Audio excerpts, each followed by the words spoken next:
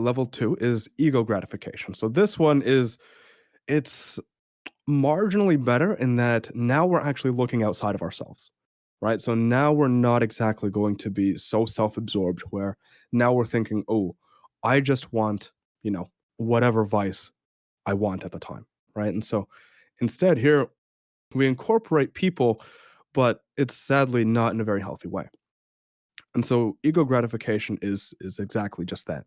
And so it's the ego where we want to be above others, right? Like our egos are so inflated that we want to be better than everyone else and we want everyone to know it, right? And so that usually manifests itself in the form of someone maybe one-upping you in social situations, right? Like if you have a story, they got to tell one better. If something bad happened to you, they got to tell you something worse that happened to them. Like all these terrible people, like they're so horrendously inept socially because all they care about is social validation, right? And so it's sort of a step in the right direction because we bring in others into the equation, but we do so very, very poorly. And that's also something that we could also be prone to, right? Like, okay, I want to press a girl, I gotta look a certain way, or I gotta act a certain way, and maybe that involves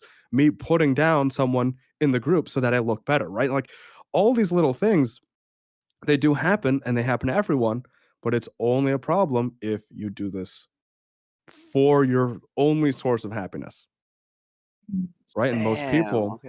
most people are usually in levels 1 and 2 because that's immediate and apparent. And that's the Oh, problem. And so here, when we go back to the graph, time on the X, happiness on the Y, we have a rather I wouldn't yeah, it's a very, very lazy, not very steep slope up.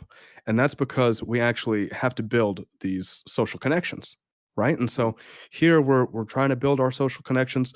We're getting there. We're telling these stories. We're building the connections.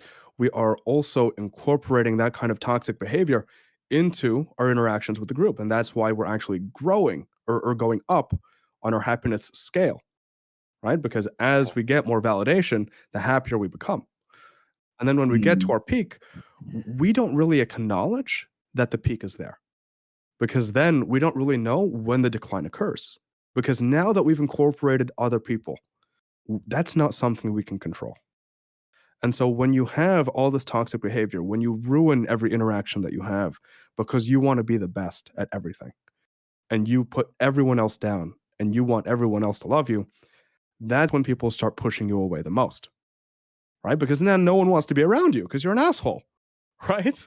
And Yeah. so when that starts to happen and when people finally get fed up with you, maybe you get ghosted, maybe they start making other group chats without you in it, whatever it is, they shun you.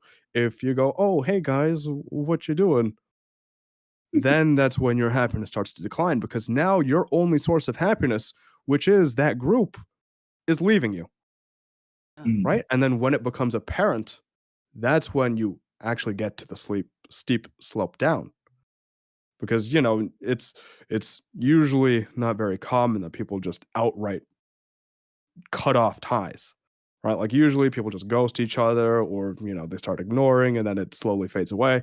But it's when the realization sets in that we have that steeper decline downwards, and that's level Yeah. 2. And then when we get below our baseline, that's when we realize, well shit, now I need to find a new group.